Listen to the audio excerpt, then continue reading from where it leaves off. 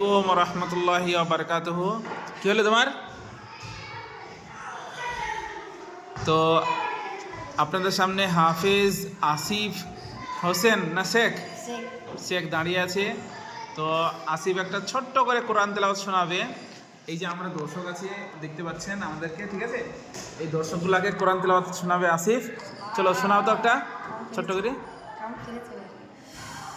জোরে বলবা। أعوذ بالله من الشيطان الرجيم. بسم الله الرحمن الرحيم.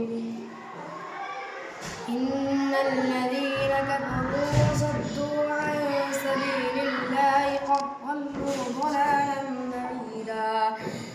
إن الذين كفروا وظلموا لم يكن الله ليغفر لهم ولا ليهديهم طريقا إلا طريق جهنم خالدين فيها أبدا.